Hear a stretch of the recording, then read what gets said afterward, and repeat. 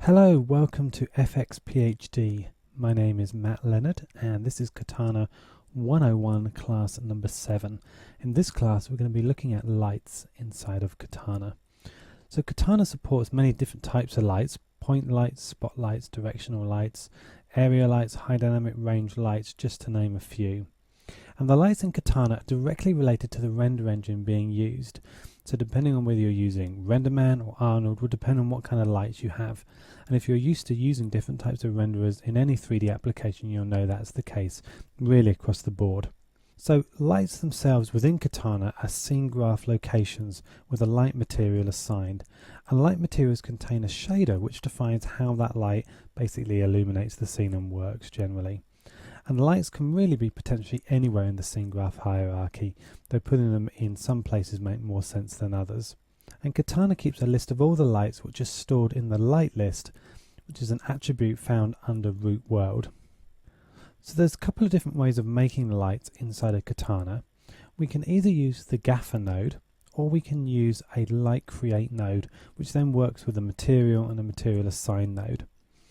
Now the light create node is used to create a scene graph containing a light, and the light create doesn't load the light from any file or product, but instead builds an entire novel light from the parameters you specify on this node. Now it's worth noting that the light create and the camera create are identical, except for the type of scene graph location they create and the population of the light list versus the camera list. So let's have a quick look inside of Katana at how the light create works. Okay, so here we are in Katana. I'm on version 1.2 v1 at the moment, and let's just load in the class for this week. Now we've made a couple of changes. So if I just bring this in and we just open it up so you can see what we're getting. Let's expand the materials and let's expand our camera here and our B-box for our pirate house. Okay, so you can see that we have some extra bits. These crazy bits on the sides are trees, and this bit here in the middle outside the door is a Lego person. So we've expanded the scene a little bit just to give ourselves a little bit more interest. So over here at the top I've given us a box that we can use to just add these additional bits, which are the light create node. So let's go ahead and make that light create, and that basically defines a whole bunch of things. You can see it's very similar to the camera create. It has things like the transformations here, etc. And we're also going to create a material. So just like we've done for other materials, we're going to create this and we're going to add it to an output here that's going into my merge, and that's then just going down into the rest of the scene. So in my material I want to add a shader, and we're going to be predominantly Arnold this week, and we're going to grab a light shader and we're going to come in and let's just choose the kind of shader we want. Maybe a spotlight would be nice to start with. And under here we've got a whole bunch of parameters for our spotlight. Okay, now some of these we'll go into a little bit later, but as you can imagine there's a lot of different lights. In fact, just here in Arnold there's all these lights, and then there's more lights obviously for RenderMan as well.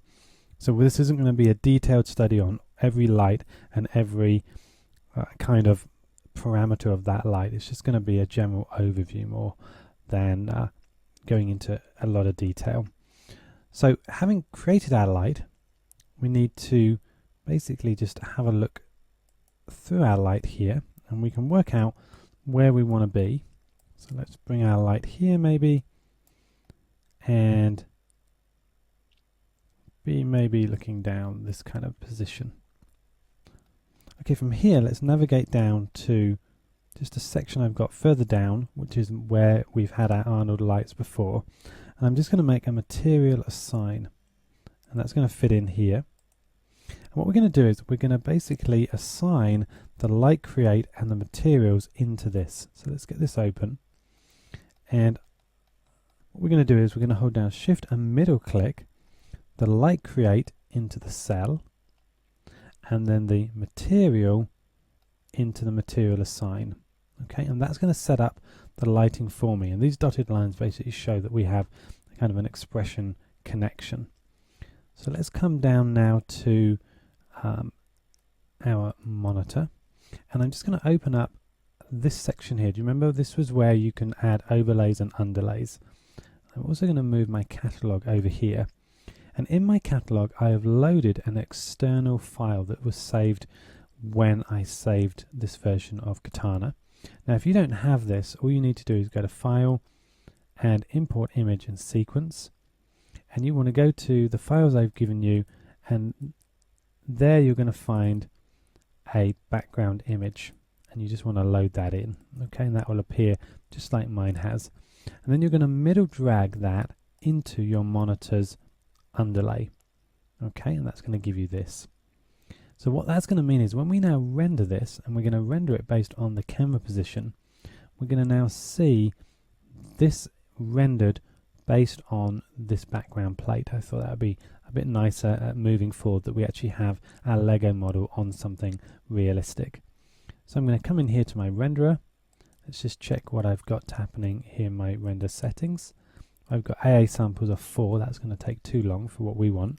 So I'm just going to set them to 1, right click, interactive render, and we should immediately begin to see something happen. Now while we're waiting for that to come up, what we need to now do is just come over and basically set the lights properly, okay, because what we're not doing is seeing the lights. So we come over to our lighting over here.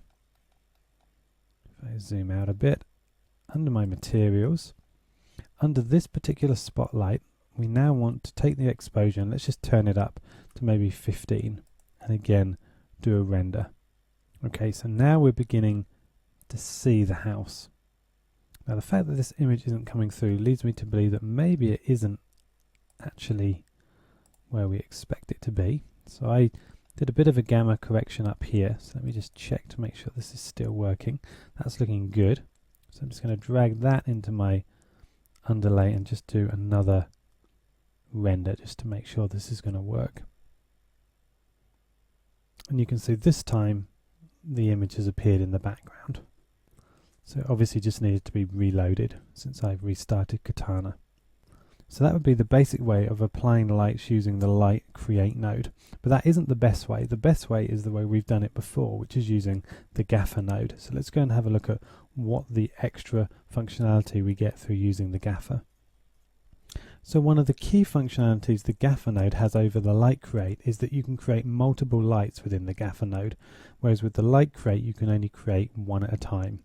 You can also use light profiles for different types of lights, add light rigs to group lights together. You can mute and solo lights and groups of lights. You can add aim constraints to lights and also link lights to specific pieces of geometry. So let's go back into Katana and look at how this works practically.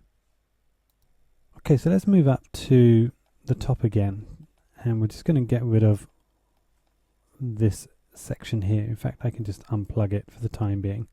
We'll leave it there for you to have later. And this material assign, I'm just going to rename, just so you've still got it there, and I'm going to call it light material, or light assign maybe is a good one, so you remember what that is. And again, I'm just going to deactivate that, disable that. So I tend to put the gaffer here. This is where I've always done it, and so I'm going to drop the gaffer in. With this, you may notice that it's kind of a bit annoying. It doesn't always jump into the stream. What I've discovered is that it's actually where the mouse is that makes the line go yellow, as opposed to where the node is. So the important thing is to get your mouse on the line, not the node itself. Hopefully that will get sorted out, but if you wonder why it sometimes does that, that's why. So let's load up the gaffer. So it's pretty straightforward. You tend to need a bit of space. So I'm going to just move my view over here. I'm going to move my monitor over here, and I'm going to bring this in a little bit just so that I get a bit more room here with my gaffer. So I'm going to come in, and I'm going to say that the profile is going to be Arnold C. and right click on the gaffer itself, and I can choose a light here. I can also come up to my cog and I can choose to add a light at this point as well. Okay, so I'm going to add a light, and at the moment it has no shader on it. Okay, so I could come in and I could just click, and then I can add a shader, or I can double click and it brings up the shader list. Okay, that's probably not quite right. So I can click. So this is now a light without a shader. So if I double click where it says none, it brings up this box here, and these are all the available light shaders for Arnold currently in Katana. So we have standard ambient lights, a cylindrical light, a disc light, which is obviously similar to an area light, quad light, or point light rather, quad light, sky dome, spotlight. So let's just go with a spotlight again. Color of the light, intensity and exposure. So I'm going to go with just an exposure of say 8 for the time being. I'm not going to have a clue what that actually needs to be until we start rendering things.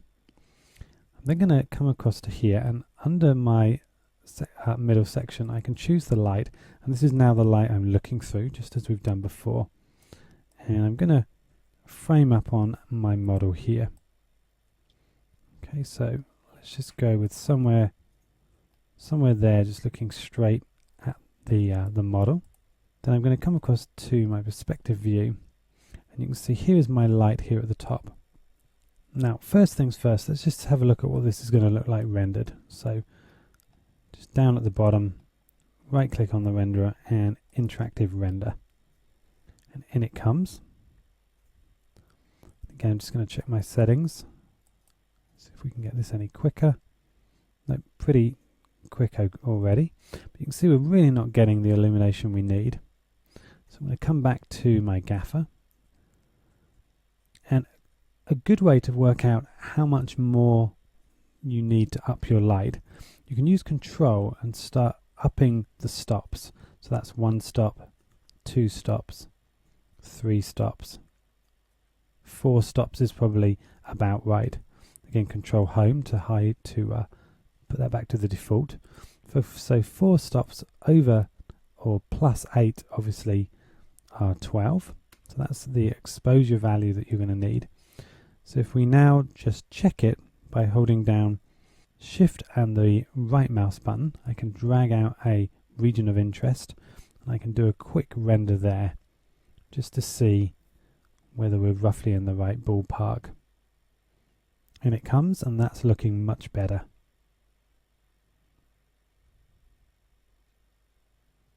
Now obviously this model would greatly benefit from being lit with a high dynamic range image, especially one that was shot at the same place in which the background plate was, and that's something that we've done, and I'll be showing you that next week. So we're going to kind of be bodgering it to some degree in trying to work out the lighting by hand this week, or at least look at the lights that used to illuminate this. So that's going to be fine. So I'm just going to turn this off, and good to go. Now if we have our light selected here, so if I come down to my light, I have a variety of manipulators that enable me to do various things. So for instance, cone angle. This gives me the penumbra angle and the cone angle here. Now depending on what renderer you're using, and therefore what light shaders you're using, these terms may change. So you may end up with inner and outer cone angle or something like that, but reasonably straightforward to know what's going on. And they relate directly into the material here.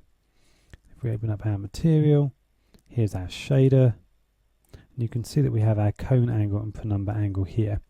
Now the best way to look at this is actually through the light. So I'm just going to drop back to the light.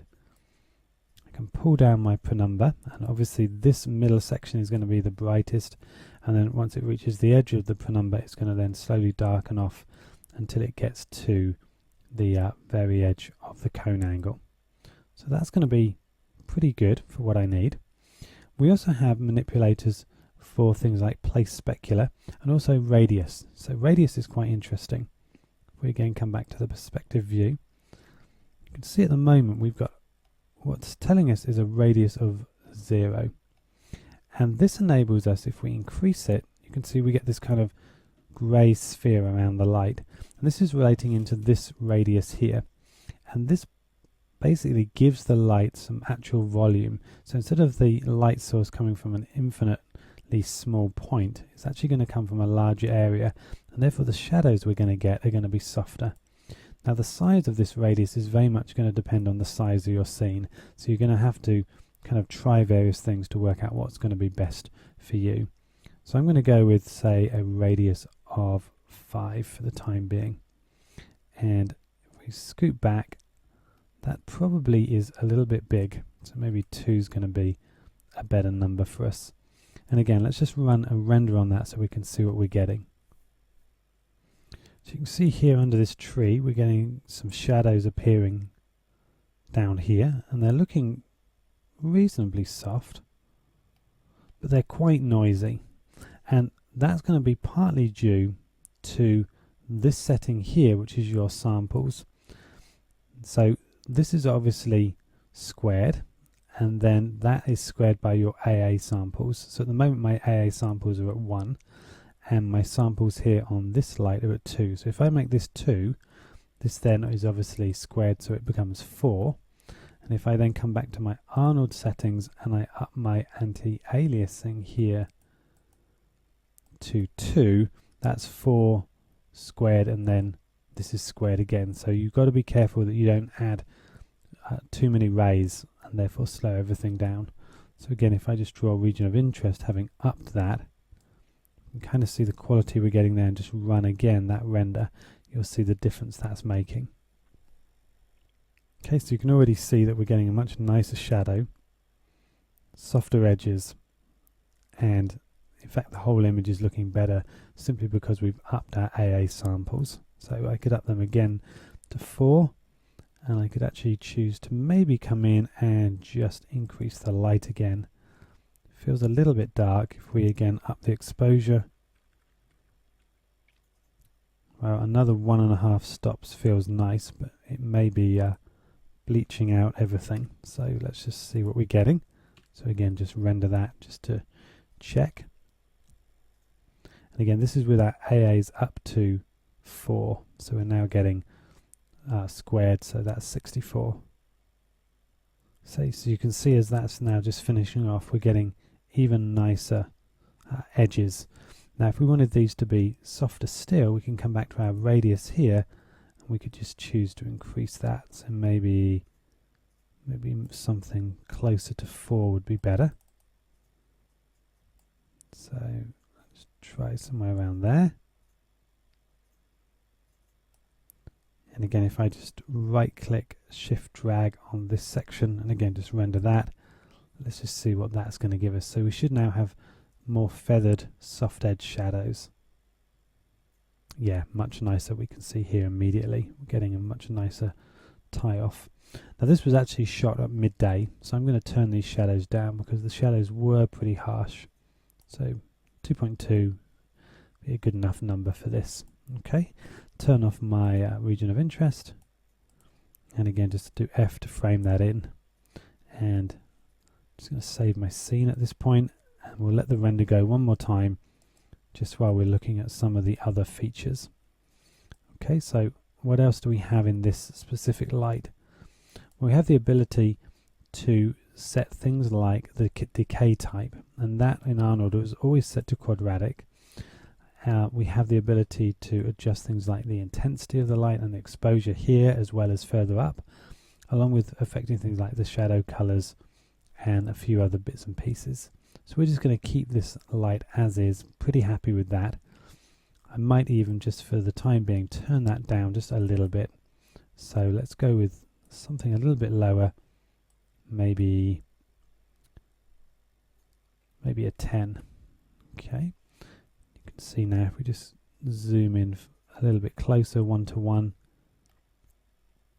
getting quite a nice result now on this. I'm also going to just turn down my AAs, maybe 2. Now if we come back to our gaffer node, we've got some other lights we can have a look at. So to make a new one, again go to the gaffer, add light, It's now going to make another light here. Light 2, and obviously if you want to name it, you can just double click on the light just to enable you to kind of edit the name. So I might call this key light, and then this one I might call fill light. And it runs a little bit slow when it's rendering in the background, as you would expect. So my fill light, I'm just going to make a point light, or in fact not a point light. Let's make an area light for our fill light. That would be more normal. So I'm going to go with a quad. This is like a area light. Okay, so there's our quad light. Now if I come in here and I mute this light and I now re-render, what we're going to get is basically that light switched off. And for speed purposes, probably even drop my AAs down even further, just to 1. Back to our gaffer node. Okay, so you can see that is now completely black based on the fact I've muted this. So let's now come into our quad light. Let's see what we can do on this. Okay, so this has various things that are similar. Intensity and exposure. We've got the color, shadow casting on by default, samples again. So probably less in here than we had before. Let's again just come to that light, and you can see we've got the key light and the fill light. Let's go to the fill light, and I'm just going to move back to somewhere like here, and I want to come in from the side, so somewhere maybe around here, maybe coming down like that kind of an area. Now again, if we just return to the perspective,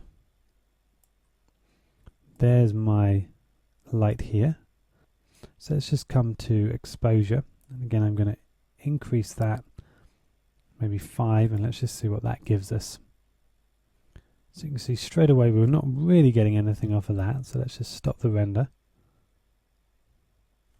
and let's increase that to say 20, and again render. Now the other important aspect of these lights are this resolution. So this is kind of the resolution of the light information that we're getting. So I'm going to add that to 1024 just to give us a little bit more information. Now we can see we're getting a much brighter area. So maybe 10, and again re-render. Now the re-rendering sometimes doesn't work. I know we've looked at this right click and this start interactive rendering render. Sometimes you put that on and you start making changes and you find they're just not coming through. So for this class I'm basically just hitting render over and over just to try and help to make sure we actually get the changes and we don't get caught out. Okay, so that fill light's working quite nicely. Pretty happy with that. Okay, so we can now come back to the top of our gaffer, unmute both our fill light and our key light, and let's put one more type of light in. So I'm going to come in here, let's add another light, shader. It's going to be obviously a light shader. We'll go with this time say a point light. Exposure, let's say this is going to be, well, it's hard to tell as you know, let's say 15. Let's make this a little bit warmer. So we'll come to color and we'll just come in and add a little bit of warmth. And we'll do this as the kind of the rim light or the backlight. So again, I'm just going to come into here. Let's choose the light we want, which will be here at the bottom, light 1. Again, frame in, spin round, and we want to focus in on the back of our model, which is somewhere here. And let's just come straight over from above. So again, best way to see how this is working is just to mute the other lights. We'll render this and call this backlight, and let's just do a region of interest on this top section of the image. L for render, or slash rather for render, and we can see that's way too bright. So let's come in and turn that down to say 7, re-render again. And with this we could try, after we've saved, so with this one we could try just coming into interactive rendering, and let's just see what this gives us. We'll see if it suddenly jumps into life. So that's running, and let's now just increase this a little bit, say 9. Yeah, so that is actually working, which is nice.